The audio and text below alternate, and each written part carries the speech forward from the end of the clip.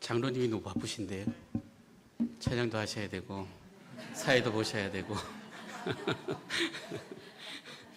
숨이 차셔가지고 막.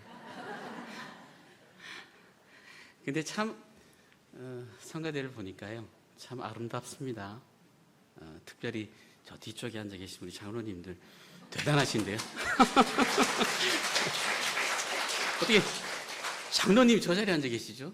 보통 교회에 가보면 장로님들 이렇게 앞쪽에 이렇게 무게 잡으시고 이렇게 앉아 계시는 게 보통인데 너무 아름답습니다. 우리 대형교회와 우리 대양서일교회는 형제교회죠, 그죠? 제가 와서 이렇게 계시는 분들을 이렇게 쳐다보니까 전혀 낯설지가 않아요. 오신 분들이 저희 교회 방문하신 분들이 많이 앉아 계셔서 제가 저희 교회에서 설교하는 것 같으네요, 마음이. 네. 우리 최 목사님 위해서 우리 형제 교회인 우리 대형교회가 매일 저녁마다 기도했습니다. 지금도 기도하고 있고요. 아울러 우리 대형교회를 위해서도 함께 기도하고 있습니다. 다음 주에 우리 최 목사님이 나오신다는 말씀을 제가 들었어요. 그 소리 듣고 참 감사하면서도 한편으로는 괜찮으실까 하는 생각도 사실 좀 들었어요. 근데 하나님께서 맡기신 목양, 하나님께서 맡기신 직분, 최선을 다하여 지키려고 하시는 그 모습이 참 저도 도전을 받는 거예요. 그 모습이 참 아름답게 느껴지고 내가 혹시 그런 일들이 벌어진다면 나도 저래야지 하는 생각도 드네요. 네, 우리 계속 교회를 위해서 우리 목사님 위해서 기도하도록 하겠습니다. 여러분들도 우리 대형교회, 우리 대양서일교회를 위해서 기도해 주실 거죠? 네. 감사합니다. 오늘 말씀 우리 함께 보겠습니다. 제가 여러분들에게 오늘 이제 드리려고 하는 이 말씀은 우리 모두에게 해당되는 말이 되어질 거예요. 섬김에 대한, 봉사에 대한, 우리 모두가 그 자리에 사실 다 있거든요. 하나님께서 우리를 구원하시고 하나님 백성 삼아 주시고 또 그냥 백성 삼아 주셔서 내가 너 구원했으니까 너 이제 잘 먹고 잘 살아 하시는 분이 아니고요. 하나님은 당신의 백성들을 늘 기르시는 분이세요. 언제나 함께 하시고 그 하나님의 자녀가 하나님의 자녀답게 되어지기 위해서 하나님이 일하시는 방식이 있는데 그 방식이 보면 이렇게 공동체로 일하게 하셔요. 공동체로 묶어 놓아서 그 안에서 함께 섬기고 그 안에서 부딪히고 여러분 생각해 보면 그 공동체는 사실 다 달라요. 수준도 다르고 믿음의 정도도 다르고 살아가는 모든 환경도 다르고 정말 다 달라요. 그래서 교회 안에서 섬긴다, 봉사한다 이 자체는요. 그와 함께 여러 가지 문제들도 있을 수 있겠구나. 그리고 많은 오해들도 있을 수 있겠구나 라는 생각을 사실은 해야 되는 거죠. 왜? 이 섬김이라는 건요 하나님께서 당신의 뜻이 있으시기 때문에 그런 공동체를 묶어서 당신의 백성들을 기르고 있는 그 자리거든요. 그러니까 그 안은 언제나 여러 가지 오해들도 여러 가지 문제들도 사실 많이 있을 수밖에 없는 그런 일이다라는 건 분명하게 우리가 생각을 해야 될 필요가 있는 거죠. 그러니까 성경이 섬김을 요구하는 것은 여러분 자신의 어떤 남다름을 드러내기 위함도 아니고 어떤 선행적인 어떠한 차원의 그런 얘기가 아니에요. 그런 목적이 아니죠. 섬김을 정의하자면 그 섬김으로 인해 예수 그리스도라는 열매가 얼마나 더 나타나고 표현되는가 하는 문제인 거죠. 우리의 섬김은 그리스도가 연약하고 그리스도가 우리 도움을 필요로 하기 때문에 여러분들이 섬겨야 되는 게 아니에요. 그분이 하시려는 일에 우리를 참여케 하시는 거예요. 그분이 만들어 가시는 당신의 사역에 우리를 참여케 하셔서 함께 하시자는 얘기거든요. 그러니까 그분의 원래 계획과 하시려 했던 그 어떤 일이 나타나야 되는 문제이지 그 어떠한 사람의 드러남이나 그 어떠한 사람을 위한 게 아니라고요. 결국 그분 자신이 드러나야 되는 일인 거죠. 예수 그리스도의 그 공생의 기간에 예수님을 따랐던 많은 사람들이 있었어요. 그 12 제자들도 마찬가지였고요. 예수님께서 그의 모든 삶의 방식이라든지 그리고 예수님께서 가르치는 그 가르침이라든지 이러한 모든 것들이 그들에게는 혼란스러울 수밖에 없었어요. 그 혼란스러움이 그들이 알고 있는 세상의 어떤 가르침과 다르기 때문이 그러했거든요. 세상이 살아가는 어떤 방법과 그 원리와도 너무나 달랐어요. 오늘 여러분들이 읽었던 본문 말씀에 보면 7절 말씀을 보면요. 오히려 자기를 비워 종의 형체를 가지사 사람들과 같이 되셨고 어떻게 자기를 비워요? 당신이 하나님의 아들이라고 하시면서 메시아로 오셨고 이 로마를 정복해도 시원찮을 판에 왜 당신이 종의 형체를 가지고 또 사람과 같이 되셨고 자기를 낮추시고 죽기까지 복종하시냐고요. 그걸 이해를 못했어요. 제자들은 다. 예수님을 따라다니면서 언제나 그들은 다투었죠. 누가 예수님께서 그 왕위에 오르실 때 누가 오른쪽을 차지하고 왼쪽을 차지할지 한 자리를 차지할지에 대한 그 다툼들이 늘 오해 속에서 있었던 거죠. 근데 오늘 이 본문 속에 보면 이 두 단어를 우리가 한번 주목해 볼 필요가 있는데 자기를 비워라는 단어와 나타나사라는 이 단어예요. 자기를 비워라는 이 말은 자신이 자신에 대해서 어떤 결정을 내리셨다라는 그 말이에요. 그래서 예수님은 사람이 되셨고 사람의 형체로 나타나신 거예요. 하나님이신 그분이. 그러니까 이 단어, 두 단어를 원어 쪽에서 이렇게 보면 자기를 비운다라는 이 말은요, 능동형으로 되어 있어요. 그건 내가 해야 된다는 그런 의미가 되어지는 거죠. 나타나셨다라는 것은 수동형으로 되어져 있어요. 이건 누군가에 의해서 만들어지는 거예요. 그러니까 자기를 비우는 것은 자기가 하지 않으면 안 되는 거예요. 여러분, 내가 나를 비우는 그 일 정말 힘들죠. 우리 기독교 신앙에 있어서 가장 이제 크게 문턱을 넘어가야 되는 그 자리가 사실은 그 자리예요. 그래서 여러분 신앙에 있어서 하나님께서 가장 많은 훈련을 시키는 훈련이 뭔가 하면 곰곰이 생각해 보면 버리는 훈련이에요. 내가 의지했던 모든 것들을 버리는 훈련들을 하나님은 가장 많이 시켜요. 근데 그걸 결국은 내가 버리게 하신다는 거예요. 그러니 여러분 생각해 보세요. 그건 내 살을 도려내는 일과 같은 거예요. 얼마나 아파요. 많은 시간을 필요로 해요. 우리 기독교 신앙에 있어서 하나님께서 우리를 길러가시는 그 과정, 그 안에서 이 문턱을 넘어가야 되는 이 과정까지 얼마나 많은 시간들을 필요로 하는지 몰라요. 그 비운 다음에 그 비우는 그 과정들이 그 어려움 속에서 하나씩 비워가는 과정 속에서 그 비운 다음에 무엇이 되는 거에 대한 어떤 문제들은요, 내 소관이 아닌 거예요. 수동형이라고 그랬죠. 그건 내 소관이 전혀 아니에요.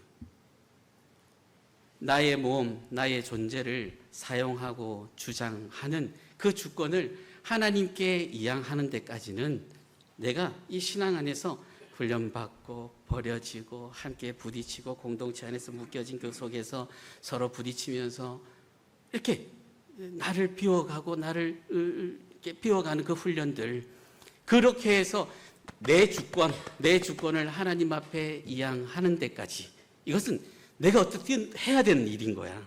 그건 우리 책임 안에서 이루어져야 되는 일이에요. 그 다음에 드려진 나를 무엇으로 사용하며 무엇을 만드느냐는 하나님의 권리인 거예요. 이걸 잘 이해하면요,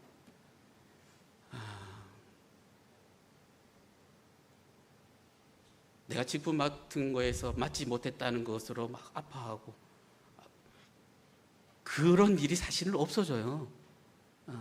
만약에 그런 일들이 벌어진다면 아직 버려지지 못한 거죠. 내 주권을 아직 하나님 앞에 이양하지 못한 상태니까 아직 더 자라야 하기 때문에 아직 그것이 주어지지 않는 거예요. 이해를 하셔야 돼요. 그런데 우리는 그렇게 비워가는 과정 속에서 내 기준 속에서, 비워지지 않은 속에서 보면 늘 내 기준 속에서 생각을 해요. 내가 하나님 앞에 물질도 드렸고요. 내가 이렇게 시간을 내서 성가대도 하고 있고요. 내가 하나님 앞에 이것도 했고요. 저것도 했고요. 내 많은 것들 하나님 앞에 드렸어요. 그랬으니까 나를 어떻게 해주세요? 어떤 자리를 만들어주세요? 나를 어떤 직분 주세요? 까지 우리 것으로 하려고 해요. 이 부분에서 우리는 많이 혼동하고 또 많은 시험에 빠지기도 하죠. 그러니까 이 부분은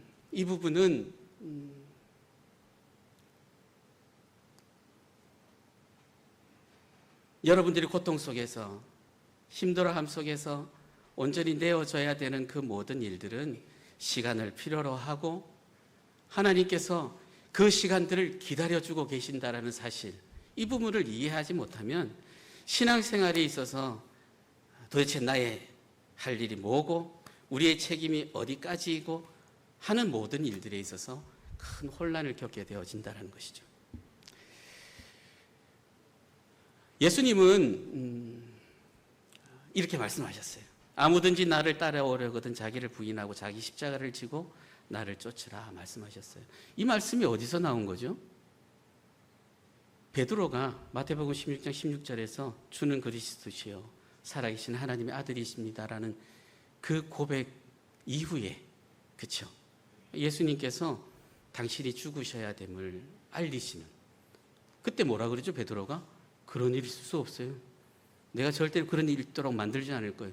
당신 도대체 무슨 소리 하고 있는 거예요? 내가 지금 내 모든 거 다 버려가면서 당신 쫓아다니고 있는데 지금 무슨 소리 하고 있는 거예요? 한 그 이후에 그 과정들을요 고쳐야 돼요. 예수 그리스도를 3번씩이나 부인하는 그 일도 고쳐야 되고요. 당신이 죽는 자리까지 나는 갈 거예요. 다른 사람 다 버려도 저는 당신 따라갈 거예요. 그래 놓고 그 소녀의 말에 3번씩이나 부인하는 그 모든 과정들 말이에요. 그 과정들 다 거칠 거예요. 그 놀라운 고백 이후에 주어진 말씀이 이 말씀이거든요. 아버지 나를 따라오려거든 자기를 부인하고 자기 십자가를 지고 나를 쫓을 것이라 라고 말씀하셨죠. 자, 그 다음에 무엇이 되느냐의 것은 모르는 일이고 우리의 영역이 아닌 거죠. 베드로도 사실은 그 이후에 예수 그리스도가 다시 부활하신 이후에 그를 다시 회복한 이후에야 자기가 어떤 역할인지를 알게 되어져요. 3번씩이나 찾아와서 네가 나를 사랑하니? 네가 나를 사랑하니? 네가 나를 사랑하니? 했을 때 그는 어땠을까요? 쥐구멍 있으면 들어가고 싶었을걸요. 그 자리가 자기가 누구인지 자리가 이제 온전히 드러나는 자리인 거예요. 그게 비워지는 자리예요. 그 비워짐이 있은 후에야 베드로는 사도로 온전히 쓰임받게 되어지는 거예요. 그건 내 영역이 아닌 거예요. 내 모든 것을 내어놓는 그 자리, 주님 앞에 그러죠. 내가 당신을 사랑하는 것 주님이 아십니다. 그 주권을 누구에게 주는 거예요? 주께 주는 거예요. 그 문턱을 넘어서지 못하면 사실은요, 그냥 나를 드러내고 있는 것 뿐이에요. 사실은 아무것도 아니에요. 그러나 성경은 이 문턱을 넘어서는 그 자리, 너무나 힘든 그 자리, 나를 버릴 수 없는 그 자리 이후에 놀라운 약속이 준비되어 있다라는 약속을 주셔요. 우리는 이제 그 문턱을 넘어서면 이제 하나님께 늘 의지하며 살아가요. 그 하나님을 신뢰하면서 살아가야 되는 존재가 되어지거든요. 그래서 여러분, 성경에 가장 많은 양을 차지하고 있는 게 하나님이 어떠한 분이신가에 대한 얘기예요. 그게 이제 내 눈에 들어오기 시작을 하는 거예요. 그 문턱을 넘어서지 않으면 결코 하나님이 어떠한 분이신지에 대한 그런 생각은 전혀 할 수 없는 존재가 되어지죠. 예수 그리스도께서 빌립보서 2장에 기록된 바와 같이 자기를 자신 안에 있는 것을 비우시고 이제 그를 보내시는 아버지의 것으로 채우시는 것을 그의 인생 가운데 우리를 위해 친히 다 보이신 거예요. 예수님께서 그 일에 상상할 수 없는 순종을 하셨는데 바로 십자가에 죽기까지 자기를 순종하신 일을 하시죠. 자기를 모두 내어놓아 아버지 뜻에 그 주권에 당신을 모두 맡기는 일을 하시는 거예요. 예수님께서 얼마나 그의 전생애를 하나님의 손에 의존하셨으며 또 그렇게 사셨는지를 우리 한번 생각해 볼 필요가 있죠. 그분은 하나님이심에도 불구하고 이 땅에 우리와 동일한 여인의 몸을 빌려 작은 몸뚱아리, 그럼 아무런 힘이 없는 존재예요. 누군가에게 의존해야 되는 아주 무기력한 존재이죠. 스스로에 대해서 아무런 방어력이 없는 그 위험에 노출되어 있는 존재로 우리처럼 우리의 자리로 오시는 거예요. 연약한 모습으로 부모에 의존해야 되는 그런 존재 말이죠. 그의 전생에는 어땠습니까? 목마르며 줄이신 생이었어요. 그의 전생애를 보면 자기 자신을 증명하는 일은 하나도 없었어요. 그를 보내신 이의 그 기쁘신 뜻을 이루시는 것 외에는 그에게 다른 일이 전혀 없었어요. 이와 같이 신자에게 요구되는 섬김의 그 초대에 있어서 가장 큰 희생은 빌립보서 2장에 오늘 제목과도 같이 너희 안에 이 예수의 마음을 품어라가 중요한 거예요. 신자의 생애는 오직 하나님의 놀라운 계획 속에 맡겨진 존재예요. 우리를 그분 그 발 앞에 결국은 엎드리게 하실 거예요. 우리의 모든 주권을 그 하나님 앞에 모두 내어놓게 하실 거예요. 당신의 아들을 주기까지 기다려주시는, 그렇게 기다리셔서 결국은 항복을 받아내시는 분이 우리 아버지세요. 그 아버지를 생각해 보면 저는 한편으로는 그 사랑이 너무도 무시무시하다는 생각이 들어요. 근데 그 사랑이 너무 놀라워요. 우리 자신을 비우며 우리 자신을 없는 것으로 취급하고 주 앞에 바쳐져야 하는 것, 그게 우리의 역할이에요. 우리가 해야 되는, 여러분 삶 속에서 하나씩 내어놓아야 되는, 비워야 되는 여러분의 자리인 거예요. 여러분, 그때야 비로소 주께서 우리를 주의 뜻 안에서 사용하실 수가 있는 거예요. 근데 아무도 그렇게 하지 않으려고 해요. 우리의 제사는. 주 앞에 봉사하고 섬긴다는 것은 우리가 가진 것으로 할 수 있는 것이 아니에요. 누가 자기를 비웠느냐, 그 싸움이에요. 이렇게 비운 자에게 하나님께서는 물질도 맡기시고 이런 재능도 맡기시고 또한 지식도 맡기시고 그렇게 하신다고요. 내 것을 내어놓아 하나님께 봉사하고 교회를 섬기는 거 아니에요. 우리가 기억해야 될 게 있어요. 하나님께서 어떤 사람을 물질이 있는 것으로 사용하신다면 어떤 이는 가난함으로 사용하실 거예요. 누군가에게 재능으로 사용하신다면 그 재능 없음이 다른 이들에게 위로가 되게 하실 거예요. 하나님 위로하심이라고요. 예수 믿는 신자들이 스스로 하나님 앞에 바칠 것이 있다고 생각하는 동안에는 결코 온전한 하나님의 뜻이 이루어지지 않아요. 그건 아직도 비어 있지 않는 자신을 나타낼 뿐이에요. 그러한 인물을 성경에서 대표적으로 만날 수 있는 인물이 있어요.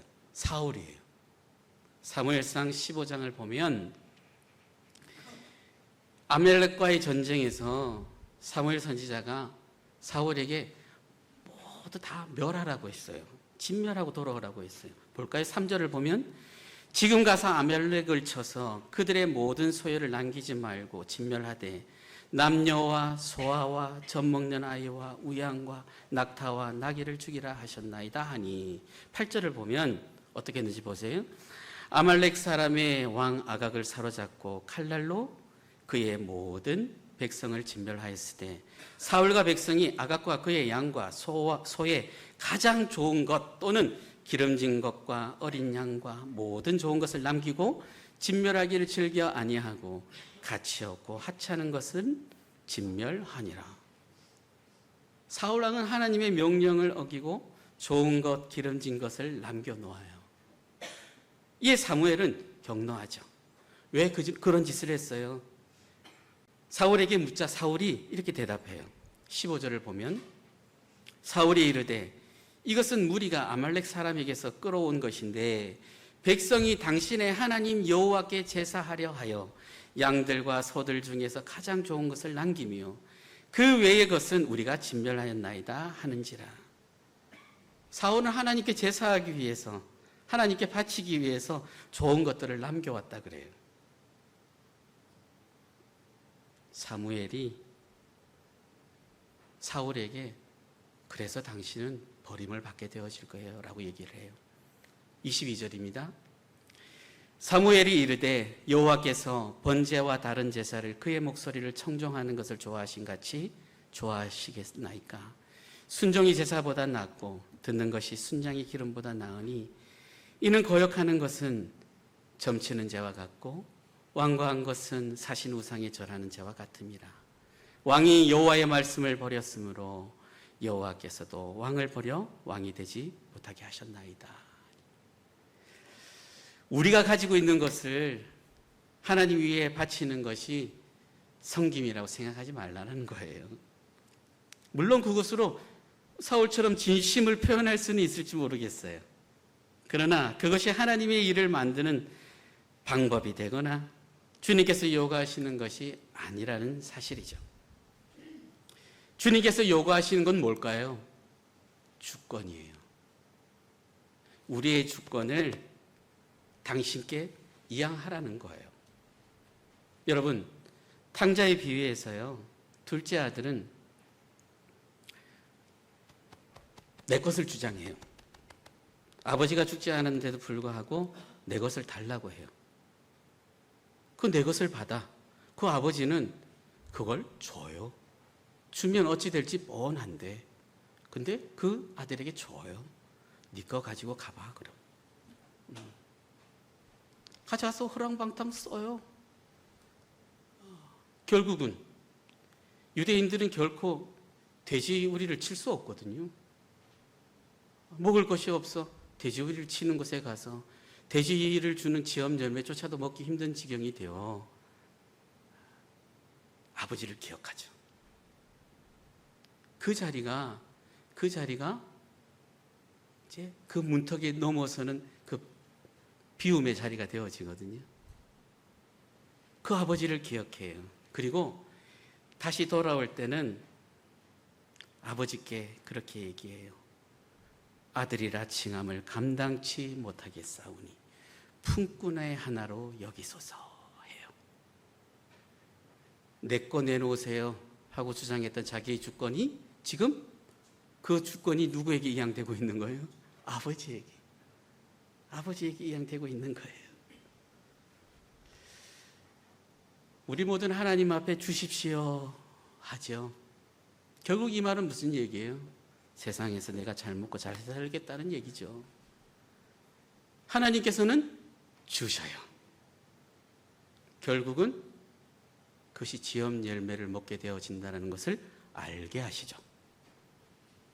그러다 드디어 돌아와서 일꾼 중에 하나로 여기소서라고 자세가 바뀌게 하시는 분이 누구시라고요? 아버지예요. 여러분 지금 어느 자리에 계세요? 주십시오 하는 자리에 계십니까?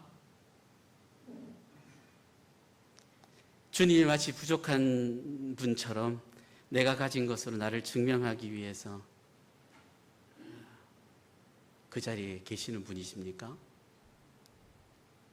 그 안에서는 아마 지엄 열매들만 마구 내어놓는 자리가 되겠죠? 또 여러분 어느 자리에 계십니까? 나는 아들이라 칭함을 감당치 못하겠사오니 주여 품꾼이 하나로 나를 사용해 주옵소서 라는 자리에 계십니까? 교회는요, 이 모두가 존재하는 곳이에요. 교회는 이 모두가 다 존재하고 있다고요. 그러니 교회 안에서 어떤 일들이 벌어지고 문제가 일어나는 거 당연할까요? 당연하지 않을까요? 너무나 당연해요. 자라나야 되거든요.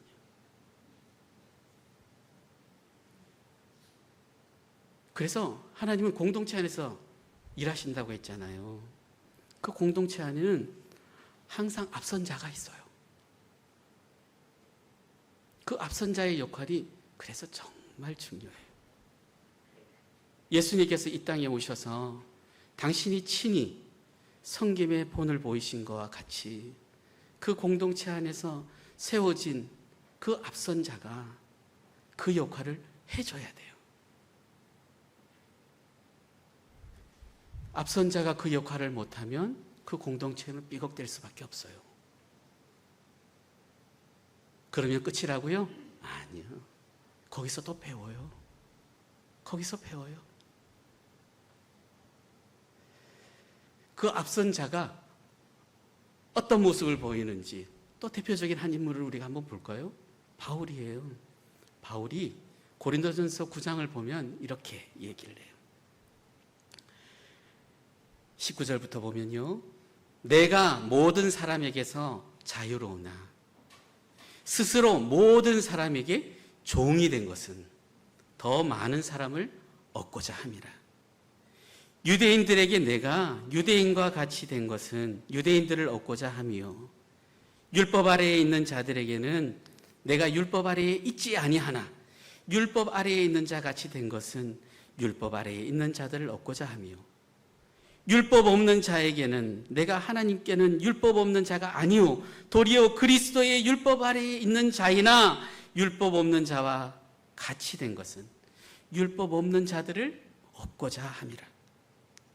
약한 자들에게 내가 약한 자와 같이 된 것은 약한 자들을 얻고자 하며 내가 여러 사람에게 여러 모습이 된 것은 아무쪼록 몇 사람이라도 구원하고자 함이라. 내가 나 자신을 예수 그리스도의 일꾼으로 종으로 비우고자 하나님께서 나를 모든 사람 앞에서 여러 모양으로 나타내신 것이라 사도 바울은 얘기하고 있는 거예요. 왜? 뭐 하려고? 내가 여러 사람에게 여러 모습이 된 것은 아무쪼록 몇 사람이라도 구원하고자 함이라. 무슨 얘기예요? 그리스도를 나타내고자 함이라. 나타내고 그리스도를 보이고자 함이라. 그게 앞선 자의 역할인 거예요. 우리 주님이 우리 눈높이에 맞추셔서 우리 눈높이 안에 찾아오신 모습과도 같이 앞선 자의 모습은 그 자세가 필요해요. 세상은 우리에게 늘 이렇게 공격해 올 거예요. 넌 뭘 가지고 있어? 넌 무엇 할 수 있어? 넌 뭐 했어? 그렇게 질문할 거예요. 근데 하나님은 우리에게 그렇게 질문 안 해요. 뭐라고 질문하신 줄 아십니까? 너 누구야? 네가 누구야?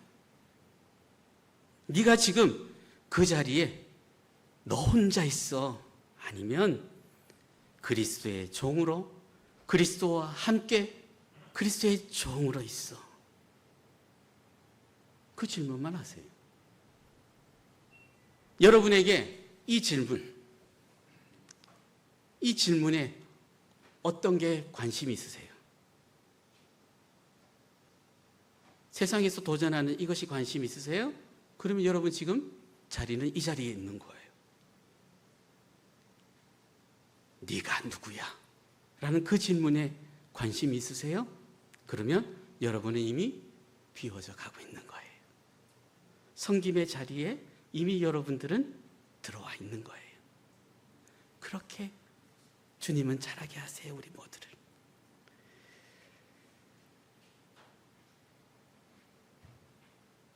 오늘 우리 성가대 헌신 예배죠? 가장 기본을 말씀드렸어요. 그리스도의 마음을 품는 여러분들 되십시오. 그 안에서 참된 찬양이 나와요. 그러한 찬양이 여러분 모두에서 나오는 오늘 말씀 되시기를 주의 이름으로 축원드립니다. 기도하시겠습니다. 주의 마음을 품게 하실 주께서 주의 몸된 교회로 세우신 이 공동체 안에서 주의 귀한 말씀을 전할 수 있게 하심에 감사드립니다. 나를 비우고 주의 주권 안에 나 자신을 믿음으로 기꺼이 내어드리는 주의 마음을 품은 아름다운 섬김이 주의 공동체 안에 넘쳐나기를 우리 주 예수 그리스도의 이름으로 기도하옵나이다. 아멘.